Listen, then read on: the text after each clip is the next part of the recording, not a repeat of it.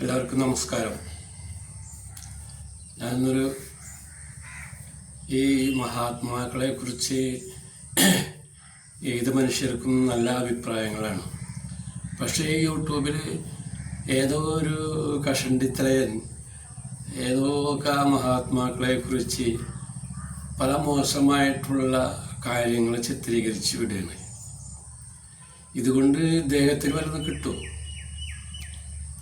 നമ്മൾ ഈ മഹാത്മാക്കളെ നിന്ദിച്ച് ചിത്രീകരിച്ച് കാണിക്കുമ്പോൾ ഇത് മനുഷ്യൻ്റെ ഒരു ദൈവവിശ്വാസത്തെ നഷ്ടപ്പെടുത്തുക എന്നുള്ളതാണ്. ഏത് തരത്തിലുള്ളതായിക്കോട്ടെ, നമ്മൾ ദൈവത്തിൽ അഭയം തേടുന്നത് പല മാർഗങ്ങളിൽ കൂടെയാണ്. ഇപ്പോൾ ഗുരുക്കന്മാരിൽ കൂടെ, അപ്പോസ്തലന്മാർ, അതേമാതിരി ഈ പള്ളിയിലെ കപ്പ്യാക്കന്മാർ, മുസ്ലിയാക്കന്മാർ, ഇവരുടെ കിട്ടുന്ന അറിവുകളും കാര്യങ്ങളിലും കൂടെയൊക്കെയാണ് നമ്മൾ ഓരോ ഇതിലും എത്തിച്ചേരുന്നത്. പക്ഷെ ഇവിടെ ഇപ്പോൾ ഈ ഏതോ ഒരു തന്നെ അവൻ്റെ പേര് ഞാൻ പറഞ്ഞു, കഷണ്ടിക്കാരൻ, അവൻ മറ്റുള്ളവരെ കുറിച്ച് ഇങ്ങനെ അവർ അങ്ങനെയായിരുന്നു, ഇവരിങ്ങനെയായിരുന്നു, ആ മഹാത്മാക്കളെ കുറിച്ച് അവർ ഇങ്ങനത്തെ കാര്യങ്ങളാണെന്നൊക്കെ പറഞ്ഞ് ഒരുപാട് വേദനിപ്പിക്കുകയാണ് മനുഷ്യനെ. അത് മാനവരാശിക്ക് വേദന തട്ടുന്ന കാര്യമാണ്. ഇപ്പോൾ ശബരിമലയിൽ സ്വർണ്ണപ്പാളികൾ എടുത്തു മാറ്റി എന്നൊക്കെ പറയുമ്പോൾ ഈ ലോക ജനതനെ തന്നെയാണ് ആ വിശ്വാസത്തെയാണ് നഷ്ടപ്പെടുത്തുന്നത്. അവിടെയാണ് മാറ്റങ്ങൾ. ഒരു വ്യക്തി കുറച്ച് വ്യക്തികൾ പണമുണ്ടാക്കാൻ വേണ്ടി ചെയ്ത കാര്യങ്ങളാണ്. ഇപ്പം ഈ മഹാത്മാക്കളെയൊക്കെ കുറ്റം പറഞ്ഞു കഴിഞ്ഞാൽ വേറൊരു കാര്യമുണ്ട്. പണ്ടൊരു കാര്യം നടന്നത്, ഈ വാസവദത്ത, അതായത് ബുദ്ധൻ ഈ വാസവദത്ത കൊട്ടാരത്തിൽ താമസിക്കുക. ആ കൊട്ടാരത്തിൻ്റെ മുമ്പിൽ വന്നൊരു കുടിയിൽ അന്നത്തെ പുല്ലും അതൊക്കെ വെച്ച് കെട്ടി അതിൽ ഇരുന്ന് ധ്യാനം ചെയ്യുന്ന ആളായിരുന്നു ബുദ്ധൻ. അവിടെ നിന്ന് തങ്ങി താമസിക്കുകയാണ്. അപ്പോൾ ഈ ബുദ്ധൻ്റെ തേജസ് കണ്ടപ്പോൾ വാസവദത്ത എന്ന് പറഞ്ഞാൽ അവള് സുന്ദരിയും അവിടെ രാജ്യത്തിൻ്റെ ഒക്കെ ഒരു ഉന്നതിയിൽ നിൽക്കുന്നതാണ്. അവൾ പല തലങ്ങളിലുള്ള മോശമായ കർമ്മങ്ങളിലും വ്യഭിചാരങ്ങളും അവൾക്ക് ലൈംഗിക സുഖങ്ങളെയാണ് അവൾ ആസ്വദിച്ചിരുന്നത്. അപ്പം അങ്ങനെ ഇരിക്കുമ്പോൾ ബുദ്ധൻ അവരുടെ വീടിൻ്റെ അപ്പുറത്ത് വന്ന് ഇങ്ങനെ കണ്ടു. അപ്പോൾ ബുദ്ധൻ്റെ തേജസ് കണ്ടിട്ട് ഇവള് അന്തം വിടുകയാണ്. ഇത്രയും തേജസ്സായുള്ള മനുഷ്യനെ അവളുടെ മനസ്സിൽ ആഗ്രഹിക്കുകയാണ്. അവൾക്ക് ആ ലൈംഗിക ജീവിതം, ഞാൻ പച്ചയായിട്ട് പറയണം, ആ ലൈംഗിക ജീവിതത്തിലേക്ക് അവളുടെ തോഴിമാരെ പറഞ്ഞയച്ചിട്ട് ബുദ്ധനോട് വരാൻ പറയുകയാണ്. അങ്ങനെ ബുദ്ധനോട് ചെന്ന് പറയണ്, അവിടുന്ന് ഇങ്ങനെ പറഞ്ഞയച്ചു, അങ്ങോട്ട് അങ്ങോട്ട് വരാൻ പറഞ്ഞു. അപ്പോൾ ബുദ്ധൻ എന്താ പറഞ്ഞത്? സമയമായിട്ടില്ല, സമയമാകുമ്പോൾ ഞാൻ വരാം എന്ന് പറഞ്ഞു. അതാർക്കും മനസ്സിലായില്ല. ആ സമയമായില്ല എന്ന് പറഞ്ഞത് എന്താണെന്ന് ആർക്കും മനസ്സിലായില്ല. അപ്പോൾ ഈ സമയമായില്ല അങ്ങനെ പോയി പറഞ്ഞപ്പോൾ ശരി. അപ്പോൾ കുറച്ച് ദിവസം കഴിഞ്ഞപ്പോൾ വീണ്ടും പറഞ്ഞയക്കണം കാണാണ്ടായപ്പോൾ. അപ്പോഴും പറഞ്ഞു, സമയമാവട്ടെ, ധൃതി പിടിക്കണ്ട, സമയമാകുമ്പോൾ ഞാൻ വരും എന്ന് പറയുന്നു. അതും അതുമായി ചെന്ന് പറഞ്ഞു. അപ്പോൾ എന്ത് സംഭവിച്ചു?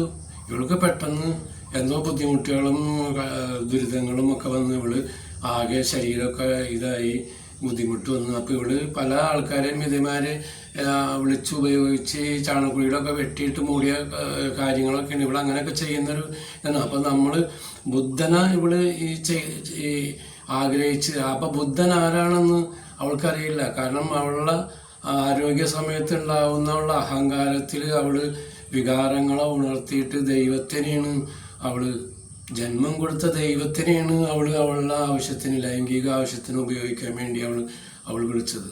നമ്മൾ മനസ്സിലാക്കുന്ന ഒരു കാര്യം. അപ്പോൾ ആ സമയമായില്ല എന്ന് പറഞ്ഞത് അവൾ മരിക്കണ സമയം, അതാണ് ബുദ്ധൻ മനസ്സിൽ കണ്ടത്. അതാണ് കാരണം ഇവൾക്ക് ഇനി ആയുസ് അധികം ഇല്ല. കാരണം അവളുടെ പ്രവൃത്തി അങ്ങനെയല്ലേ. അപ്പോൾ ഇവളങ്ങനെ ആകെ ആവശ്യതയായി ആൾക്കാരൊക്കെ ഇവളെ പ്രതികാരം വീട്ടാൻ തുടങ്ങി. കാരണം ഒരുപാട് മനുഷ്യരെ ഉപദ്രവിച്ചിട്ടുണ്ട്. അപ്പോൾ അവളെ അങ്ങനെ അവസാനം ഇവൾക്ക് പൊട്ടും മുറിയും അവിടെയൊക്കെ ഒന്ന് പുഴുവരിച്ച് ഈ തോഴിമാർ വീശി കൊടുക്കണം. എനിക്കാൻ പറ്റാതെ ഇങ്ങനെ കിടന്ന് വെള്ളം തൊട്ട് കൊടുത്ത് ജീവൻ നിൽക്കുകയാണ്. അങ്ങനെ ഈ പുഴുക്കളരിച്ചിട്ട് ഇങ്ങനെ ആകെ അവശതയായിട്ട് ഇങ്ങനെ കിടക്കുമ്പോൾ ഇവള് അപ്പം ഇത് ബുദ്ധൻ ഇവിടെ ഇരുന്നു കൊണ്ട് ഇതൊക്കെ മനസ്സിൽ കാണുകയാണ്, ദൈവത്തിലെല്ലാം കാണാനല്ല. ദൈവത്തിന്റെ മക്കളല്ല ഇതൊക്കെ. അപ്പൊ ഓരോരുത്തർ ചെയ്തു കൂട്ടിയ ആ കർമ്മത്തിന്റെ ഭാഗമാണ് ഈ പറയണത്. അപ്പൊ അങ്ങനെ ബുദ്ധൻ കാണാണ്. അങ്ങനെ ഇവള് ഒക്കെ ഒരു ഉള്ളിലൊരു ബോധം വരെയാണ്, ഞാൻ ഇങ്ങനെ അദ്ദേഹത്തിനെ ക്ഷണിച്ചില്ലേ, ആ മനുഷ്യൻ ആരായിരിക്കും എന്നിങ്ങനെ മനസ്സിൽ ഉണരുകയാണ്. അങ്ങനെ ഇവളിങ്ങനെ മനസ്സുകൊണ്ട് കിടന്ന് ആലോചിക്കുകയാണ്. ഇവളിങ്ങനെ പറയാനൊന്നും പറ്റണില്ല, അത്രയും അവശതയിലാണ്. പറയാൻ പറ്റാതെ ഇങ്ങനെ അവശതയിലും കിടന്നിട്ട് ഇങ്ങനെ അവൾ സ്വയം ആലോചിക്കുകയാണ്. അപ്പോൾ ബുദ്ധൻ അവിടെ നിന്നിട്ട് ബുദ്ധൻ്റെ ഉള്ളെടുത്ത് വന്നു. ബുദ്ധൻ്റെ ഉള്ളെടുത്ത് വന്നിട്ട് ഇങ്ങനെ നോക്കി ഇവളെ ഒന്നും മിണ്ടാൻ പറ്റാതെ ഇങ്ങനെ കിടക്കുകയാണ്. സമയമായല്ലേ എന്ന് ചോദിച്ച് ആ വിശറി തോഴിമാരെന്ന് മേടിച്ച് ഇങ്ങനെ ഒന്ന് വീശിക്കൊടുത്ത് ആ ജീവൻ പോകണൊക്കെ ഉള്ളത്. അപ്പം അതാണ് സമയമായിട്ടില്ല. അപ്പം സമയമാവുമ്പോൾ വരാമെന്ന് പറഞ്ഞത് ഇതിനായിരുന്നു. അപ്പം അത് നമ്മൾ ആ ബോധം നമുക്കുണ്ടായില്ല. അപ്പം എന്ന പോലെ ഈ മഹാത്മാക്കളെ കുറ്റം പറഞ്ഞ ഏതൊരു വ്യക്തിയായാലും അവൻ ഇവിടെ കോടിപതി അല്ലെങ്കിൽ മറ്റുള്ള പല തലങ്ങളിലെ നേട്ടക്കാരനെ പലതായിരിക്കും. അവൻ്റെ മനസ്സിലെ ബുദ്ധിയും അഹങ്കാരം വെച്ചാൽ അത്ര വലിയ മനുഷ്യനായി ഇതാണ് അവൻ്റെ അഹങ്കാരം വന്നിരിക്കുന്നത്. അപ്പം അങ്ങനെ അവനും കുടുംബവും ചിലപ്പോൾ ഇതേപോലെ കിടന്ന് വിലപിച്ച് അവസാനം മരിക്കേണ്ട ഒരു ഗതികേട് വരും. അത് അവൻ്റെ മനസ്സിൽ ഓർമ്മയുണ്ടെങ്കിൽ നല്ലതാണ്. കർമ്മമാണ് എല്ലാത്തിൻ്റെ അടിസ്ഥാനം. ഏത് മതമായാലും ജാതിയായാലും വർഗമായാലും വർണ്ണമായാലും സർവ്വ ജീവജാലങ്ങൾക്കും വരെ കർമ്മമാണ് എല്ലാത്തിൻ്റെ അടിസ്ഥാനം. അപ്പം ഈ ചെയ്തു കൂട്ടുന്ന പാവം ആ പറഞ്ഞ വ്യക്തി ആരാണോ അവൻ ഇതുപോലുള്ള അനുഭവം വന്ന് അവൻ കിടന്നിട്ട് നരകിച്ച് പുഴുവരിച്ച് കിടന്ന് അത് അന്ന് പിന്നെ ദൈവം വന്ന് നേരിട്ട് വന്ന് അവനെ അത് ചെയ്തു കൊടുത്ത് ഇവൻ കിടന്ന് നരകിച്ച് വരവിച്ച് അവസാനം വിലപിക്കേണ്ടി വരും. അവൻ്റെ ജീവൻ പോണെങ്കിൽ അത്രയും കഷ്ടപ്പെടേണ്ടി വരും. അതുകൂടി മനസ്സിൽ ഓർമ്മയ്ക്ക്. ഏത് മനുഷ്യർക്കും ഇതൊരു പാഠമായിരിക്കണം. നമ്മൾ ജീവിക്കുന്നതിൻ്റെ ഒരു പാഠം. നന്മയാണ് ഇവിടെ ദൈവം ആഗ്രഹിക്കുന്നത്. ആ നന്മ നമ്മൾ ചെയ്യുക. നമ്മളിപ്പോൾ തിന്മയും നന്മയൊക്കെ ചെയ്യേണ്ട, പക്ഷെ അറിഞ്ഞുകൊണ്ട് നമ്മൾ പരമാവധി നന്മയിലേക്ക് എത്തുക. ജീവിതം അത്ര സുഖകരമാക്കി എടുക്കാൻ നമ്മൾ ചിന്തിക്കേണ്ടത്. ദൈവത്തെ നമുക്ക് പല രീതിയിലും നമുക്ക് ആരാധിക്കാം. ഓരോ തരത്തിലും മനുഷ്യനെ ആരാധിക്കുന്നു. ദൈവമേന്ന് വിളിച്ചിട്ടാണ് ഏത് തരത്തിലുള്ള വിളിക്കുന്നത്. ഇതെനിക്ക് പറയാനുള്ളത്. നമസ്കാരം.